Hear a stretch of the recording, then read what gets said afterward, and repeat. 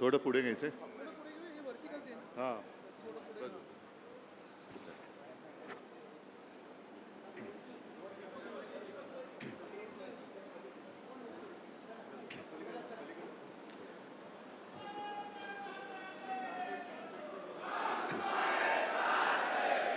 जमलेल्या माझ्या तमाम हिंदू बांधवांनो, भगिनींनो आणि मातांनो,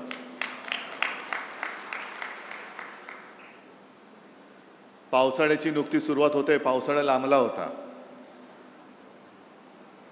आणि आपण सगळे ग्रामीण भागातले आहात. अनेक जण इकडे शेतकरी असतील, आहेत का रे? तुम्हाला सगळ्यांना धन्यवाद देतो, कारण तुम्ही तुमची शेतातली कामं सोडून इथे आलात आणि पावसाळ्याची आपण वाटच बघत असतो. कारण एकदा का पाऊस पडला की नवीन कोंब फुटतात. तसा हा माझा पावसाळा आहे. सगळ्या कार्यकर्त्यांचा प्रेम हा माझा पावसाळा आहे. अनेक जण सडलेली पानं गेली तरी परत पाऊस पडतो आणि नवीन कोंब उगवतात. आणि ते नवीन कोंब उगवणारे तुम्ही कट्टर निष्ठावान शिवसेना प्रमुखांचे जीवाला जीव देणारे शिवसैनिक आहात. तसं पाहिलं तर आता शांत आहे. ए जरा कॅमेरामन जरा खाली बसला तर बरं. कॅमेरे सेट करा आणि प्लीज खाली बसा.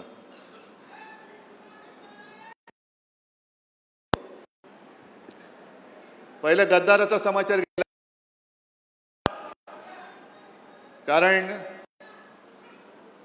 कारण हे गद्दार काही वेळेला माझी चूक होते आणि म्हणून पहिला प्रथम माझं कर्तव्य आहे की माझ्या सांगण्यावरून जे तुम्हाला मी एक बुजगावणं दिलं होतं त्याला अक्षरशः रक्ताचं पाणी करून समोरून पावसाचा धबधबा पडत होता तरी देखील कशाची तमा न बाळगता तुम्ही निवडून दिलात.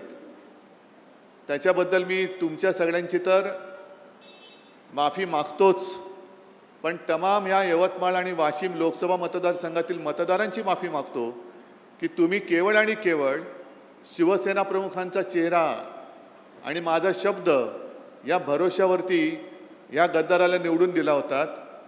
पण आपण त्याला मतदान करताना बोटाला काळी शाई लावलीच, पण त्यांनी गद्दारी करून आपल्या विश्वासाला काळं फासलेलं आहे. आणि याचा जाब विचारण्याचा अधिकार तुम्हाला आहे. जाब विचारला पाहिजे. शेवटी गद्दारांच्या कळपात गेला. आता गद्दारांचा कळप म्हणजे काय की 3-4 वर्षापूर्वी गद्दार शिरोमणी जो बसला तिकडे मिंदे, त्यांनी 40 आमदार फोडले. आणि या विदर्भामध्ये जेव्हा बैल पोळा होता तेव्हा त्या बैलांवरती लिहिलं होतं 50 खोके एकदम ओके.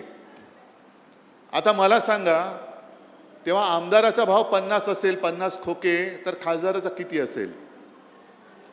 म्हणजे हा एक धंदा झालाय. निवडून यायचं. असा शेतकरी, आता तू बोललास ना रे दादा, पीक विमा मिळालेला नाहीये, हमी भाव मिळत नाहीये, पण निवडून यायचं, आपला हमी भाव वाढवायचा आणि विकून टाकायचं सगळं काही.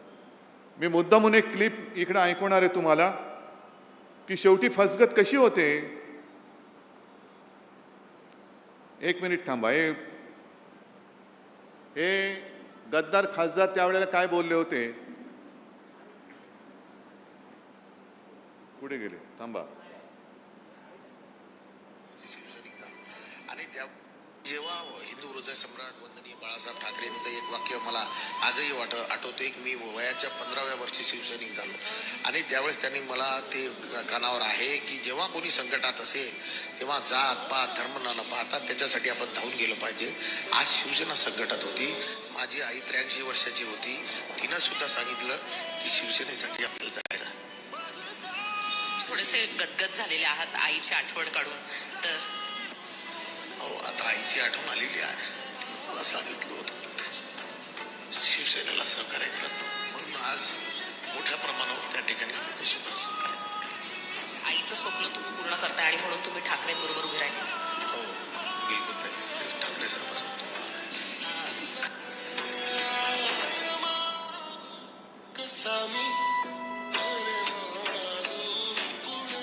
हे ऐकायला आलं का तुम्हाला? आईला काय वाटेल? आईची शपथ घेऊन जर हे गद्दारी करणार असेल तर खरोखर आईला काय वाटत असेल? आणि चूक आपल्या सगळ्यांची झाली, विशेषतः माझी झाली. आईची शपथ घेतल्यानंतर ह्यांनी पूर्वी एकदा आपल्याशी गद्दारी केली होतीच, तरी परत आले. आणि परत आल्यानंतर तुम्ही आता या टेपमध्ये ऐकलं असेल की जेव्हा कोणी संकटात, अरे एवढे शिवसैनिक असताना शिवसेनेवरती संकट येऊच शकत नाही, तुझी काळजी कर, माझी करू नकोस, माझी करू नकोस. आजपर्यंत एकदा झालं ना, शिवसेना संपली, पक्ष चोरला, चिन्ह चोरला, तरी ठाकरे उभा आहे. मग आमदार फोडल्यानंतर शिवसेना संपली होती, तर तुमच्या विरोधात नाकावर टिचून या सर्व तमाम जनतेने 9 खासदार आपल्या हक्काच्या मशालीवरती निवडून आणले होते. ती फोडण्याची वेळ का आली? त्यावेळेला आपल्याला चिडवलं जात होतं, तुमचे 18 खासदार हे मोदींच्या चेहऱ्यावर निवडून आले, मोदींच्या चेहऱ्यावर निवडून आले. अरे मोदींच्या समोर देशात लाट असताना माझ्या या शिवरायाच्या महाराष्ट्राने मोदींच्या भाजपला आडवा करून त्यांच्या छाताडावरती हक्काचे शिवसेनेचे आणि महाविकास आघाडीचे 31 खासदार बसवले होते. कुठे गेली ती मोदींची लाट? आणि विकास निधी जे काय बोंबलतायत, एकूण 2 वर्षामध्ये लोकसभेमध्ये हे किती वेळा हजर होते? काय आंदोलन म्हणून काय केली त्यांनी? जे आंदोलन आपण केली, शेतकऱ्याला कर्जमुक्त, मी काय उपकार नाही केले, पण एक अनपेक्षितपणाने मुख्यमंत्री पदाची जबाबदारी मला स्वीकारावी लागली. कोणीही मागितली नव्हती, पण मी माझं कर्तव्य मानलं की आपला हा अन्नदाता आहे. सगळेजण म्हणतात मी शेतकऱ्याचा मुलगा आहे, मी शेतकऱ्याचा मुलगा आहे. अरे मग मुलगा असशील तर शेतकऱ्याच्या मुलाच्या निष्ठेला जाग ना, तू का शेतकऱ्याची गद्दारी करतोयस? पण कोणी न मागता मी माझं कर्तव्य म्हणून जे काय करता येणं शक्य होतं, 2 लाखापर्यंतची पीक कर्जाची जी काय रक्कम होती ती त्यातनं मी मुक्त केलं होतं. शेतकऱ्याला मिळाली होती की नव्हती एवढं मला सांगा. काय त्रास झाला होता? नाव काय, अमुक काय, तमुक काय, हे काय, जन्म कधी झाला, जन्म झाला की नाही झाला? अरे समोर उभा आहे तरी विचारतो जन्म झाला की नाही झाला? यांची फसवणूक करण्याची जी काही वृत्ती आहे ही सगळी गद्दार वृत्ती आहे. म्हणजे आता मी मध्यंतरी वाचलं, तुम्ही पण वाचलं असाल, आता आपल्याकडे ते SIR सुरू होत आहे. रेशन कार्ड, आधार कार्ड, पॅन कार्ड, आता पासपोर्ट, हे तुमचं भारतीय नागरिकत्वाचा दाखला धरला जाणार नाही. मग काय करणार? भाजपचं सदस्यत्व एवढंच तुम्ही धरणार? आम्ही नाही आहोत भाजपचं सदस्य, कारण हा भारतीय जनता पक्ष नाहीच आहे. असाच जर का वागला तर हा पाकिस्तान जनता पक्ष होतोय की काय, अशी आम्हाला तर चिंता वाटायला लागलेली आहे. कारण यांनी गद्दारी जी केलेली आहे, गद्दारी तुमच्या आमच्याशी केलीच.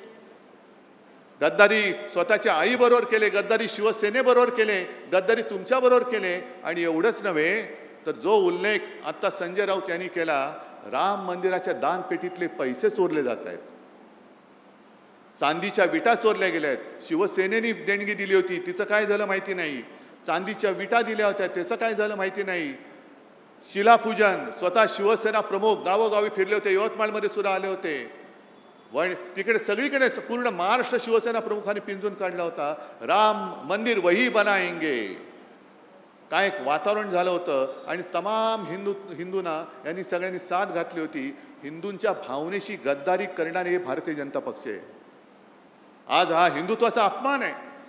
ही गद्दारी शिवसेनेशी नाही, गद्दारी हिंदुत्वाशी केलेली आहे, गद्दारी या देशातल्या हिंदूंशी केलेली आहे.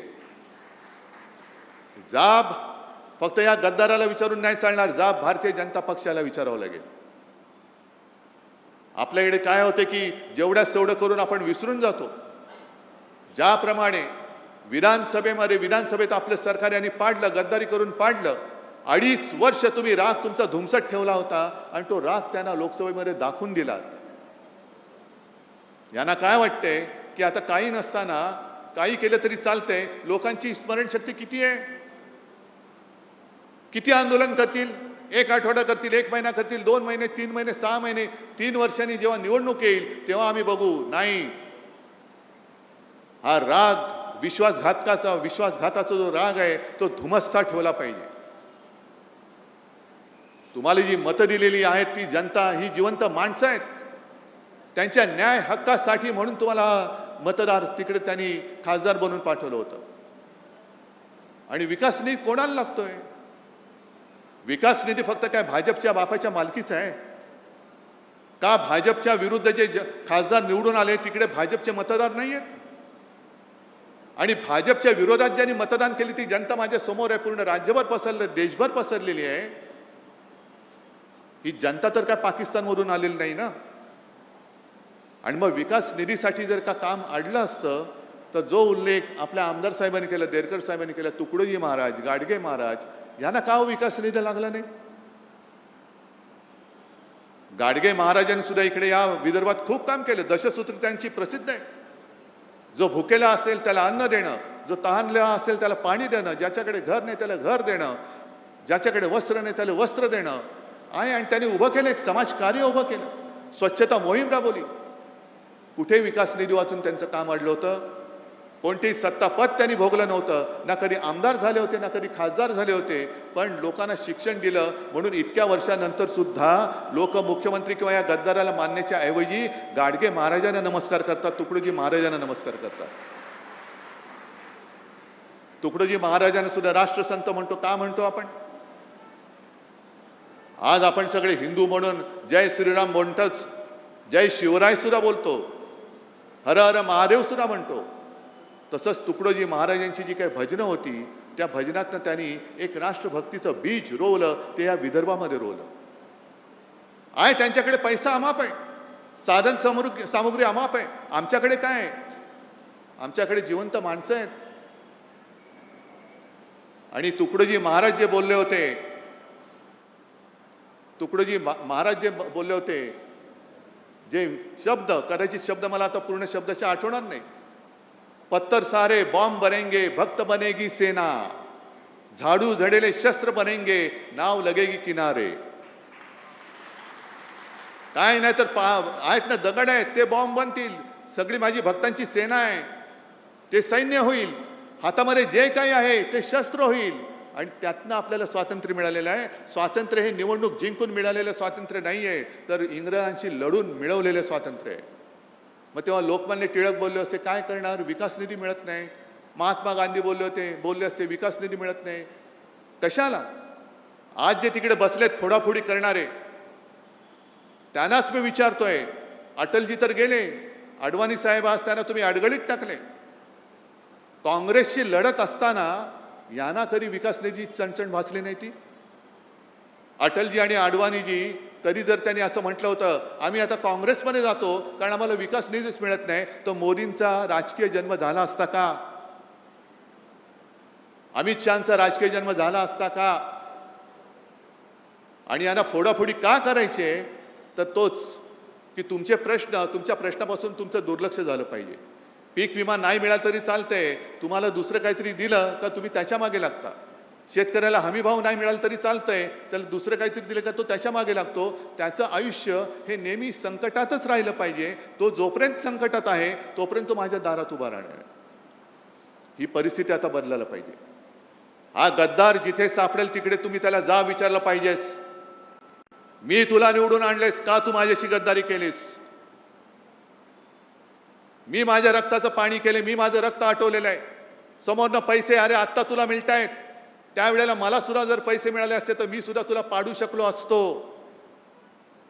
पण मी भगव्याला आणि शिवरायाच्या निष्ठेला जागलो म्हणून, आणि म्हणून तू खासदार झालाय. तुला काडीची किंमत नव्हती.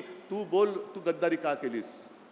पुढचे 3 वर्ष हा कार्यक्रम तुम्हाला करावा लागेल. आहे हिंमत तुमच्यामध्ये? कारण मी मुद्दामून आलोय. जसं त्यांनी मला सांगितलं, काय झालं 2 आठवड्यापूर्वी एक खासदारांची बैठक घेतली, तेव्हा हे महाशय मला म्हणाले साहेब घरी सोयरीक जुळवायचे, पाहुणे येणार आहेत. मी व्हिडिओवरनं आलो तर चालेल का? आता घरचं कार्य शुभ कार्य म्हटल्यानंतर मी नाही बोलू शकतो. आता मला काय माहित मुलीची सोयरीक जुळवताना ह्यांची सोयरीक तिकडे जुळवतील. ह्यांच्या हे पाहुण्यांकडे चालले होते का पाहुणे यांच्याकडे येत होते. सोयरीक ह्यांची जुळत होती पण सांगितलं मुलीची सोयरीक जुळत आहे. मग मी रात्री फोन केला, म्हटलं काय जुळला का? हो जुळला की म्हणे. जुळलं. 2 दिवसांनी कळलं, गेले सासरी. आता नांदा तिकडे गद्दारांच्या कळपामध्ये नांदा, गद्दारांच्या लांडग्या म्हणजे त्या कळपामध्ये नांदा. इकडे वाघाचं जीवन जगत होता, तिकडे गाढवाचं जीवन जगा. जे ओझं तुमच्या पाठीवर टाकलं जाईल ते वाहत राहा. अरे प्रेम देणारी संघटना फक्त शिवसेना आहे. दुसरा या जगात दुसरा पक्ष नाही की जो फक्त आणि फक्त प्रेमाच्या भावनेवरती जिवंत राहतोय. आणि म्हणून मी आज तुमच्याकडे आलेलो आहे. जसं त्यांनी सांगितलं ना की मी माझ्या कार्यकर्त्यांशी बोलेन, तसं मी तुमच्याशी बोलतोय. मी करतोय ते बरोबर करतोय की चूक करतोय? मी लढायला उभा आहे, मी नाही हटणार. कारण जिथे जिथे अन्याय दिसेल तिकडे मी लाथ मारणार म्हणजे मारणार. सोबत राहणारच की नाही? जे खरं हिंदुत्व आहे, हे खरं हिंदुत्व हे माणुसकी शिकवणार आहे. मंदिर लुटणारं हिंदुत्व आमचं हिंदुत्व आम्ही ते तुमचं हिंदुत्व मानू शकत नाही. आणि राम मंदिराचा सुद्धा प्रश्न हा पूर्ण देशामध्ये खरा म्हणजे हिंदूंना जागृती आली पाहिजे. आज संजय राऊत यांनी एक चांगला अग्रलेख लिहिला आहे सामनामध्ये. सामना तुमच्याकडे येत नसेल तर सामना.com वरती जाऊन मुद्दामून वाचा. हे मरे मरे जे सगळ्यांनी मोर्चे काढले ना, सकल हिंदू समाज, हिंदू जनजागृती, आता का झोपलात? आता का झोपलात? आम्हाला आता भाजपा मुक्त राम पाहिजे आणि त्याच्यासाठी शिवसेना लवकर आंदोलनाला सुरुवात करणार आहे. भाजप मुक्त राम, जो एक विळखा या भोंदूंच्या गरड्यामध्ये राम आमचा प्रभू श्रीराम सापडलेला आहे, त्या श्रीरामाला त्या भोंदू हिंदूंकडनं सोडवण्यासाठी शिवसेना पुढाकार घेईल आणि शिवसेना पहिली ठिणगी महाराष्ट्रामध्ये टाकेल. आणि तेव्हा मला गद्दारांना विचारायचे, जे बाळासाहेबांचे विचार हे बाळासाहेबांचे विचार आहेत, आहे तुमच्यामध्ये हिम्मत? त्या गद्दाराला विचारा, हिम्मत आहे? जाऊन विचारू शकता तुम्ही मोदींना? पीक विमा का मिळाला नाही लोकसभेमध्ये तोंड उघडू शकता? आहे हिम्मत? शेतकऱ्याला हमी भाव मिळत नाही, शेतकऱ्याच्या आत्महत्या चाललेल्या आहेत, नीटचे पेपर फुटत आहेत, महिलांवरती अत्याचार वाढत आहेत, राम मंदिर लुटलं जात आहे, मध्य प्रदेशमध्ये तिथले मुख्यमंत्र्यांच्या नावाने लूट चालू आहे. हे सगळे प्रश्न विचारण्याचं धाडस या गद्दारांच्या रक्तात आहे का? शिल्लक राहिलंय का? की तुमचं रक्त हे गद्दारीने नासून टाकलेलं आहे? हा जो स्वाभिमान आहे, ही जी हिम्मत आहे, ही जी धमक आहे, म्हणून शिवसेना पाहिजे. हे शिवसेना का संपवायला निघालेत? मला कोणी प्रश्न नाही विचारायचा. प्रश्न विचारण्याचं धाडस फक्त शिवसैनिक करू शकतो. म्हणून शिवसेना संपवा. नाही संपू शकत. जोपर्यंत प्रश्न संपत नाहीत, जोपर्यंत हा हृदयामध्ये आग लागलेला शिवसैनिक संपू शकत नाही, तोपर्यंत ठाकरे आणि शिवसेना कोणी संपू शकणार नाही. आणि या पुढचा काळ जो आहे, हा काळ यांनी बरोबर असा निवडलेला आहे की निवडणुका नसतानाही फोडाफोडी करून टाका. आणि फोडाफोडी आपल्याला किती लोकांना आठवत असेल की लोकसभेच्या वेळेला जेव्हा मी आलो होतो तेव्हा त्यांची घोषणा काय होती? अबकी बार 400 पार. आणि मी घोषणा दिली होती अबकी बार तडीपार. आता तेच त्यांचं काम सुरू आहे. कारण यांना काय करायचंय? डॉक्टर बाबासाहेब आंबेडकरांनी लिहिलेल्या घटनेमध्ये बदल करायचा आहे. 2/3 बहुमत 400 पार निवडणुकीत नाही झालं तर फोडाफोडी करून कर. आणि एकदा का संख्या झाली का मग घटना बदल, घटनेत पाहिजे तसे बदल करून टाक. समोर आहे कोण विचारायला? कारण सगळेच फोडलेले आहेत, सगळेच त्यांनी पक्षात घेतलेले आहेत. ही सगळी गुलामगिरीची राजवट आणि हुकुमशाहीची राजवट ही रोखण्यासाठी बाकी देश उठेल तेव्हा उठेल, पेटेल तेव्हा पेटेल, पण निदान साधू संतांची परंपरा लाभलेला, उगाच आपण बोलत नाही शाहू फुले आंबेडकर, छत्रपती शिवाजी महाराज, तो परंपरेला लाभलेला महाराष्ट्र हा जागा राहणार आहे की नाही आणि त्यांच्या समोर उभा राहून त्यांना प्रश्न विचारणार आहे की नाही, हा प्रश्न मी तुम्हाला विचारतोय.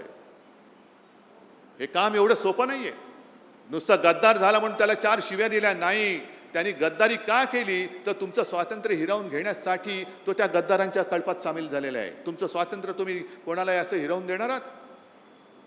मग आजपासून कामाला लागला पाहिजे. पुढचा खासदार हा पुन्हा एकदा आपल्या भगव्याचा कट्टर शिवसेना एकच.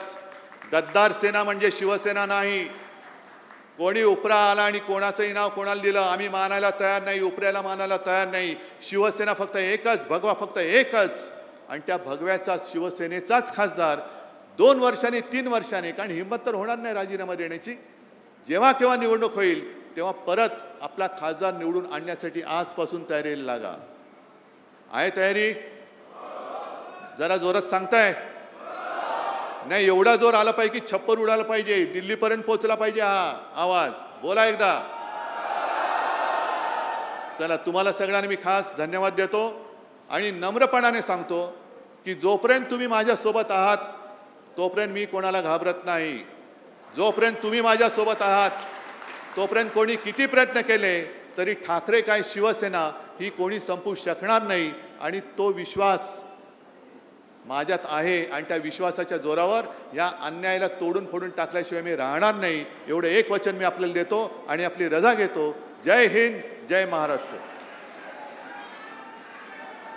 सर्वांना विनंती आहे की कृपया आपापल्या जागेवर उभं राहायचं आहे. राष्ट्रगीत होईल. सर्वांनी आपापल्या जागेवर उभं राहायचं आहे. एक साथ सावधान हो गए, सावधान. राष्ट्रगीत शुरू करेंगे. शुरू.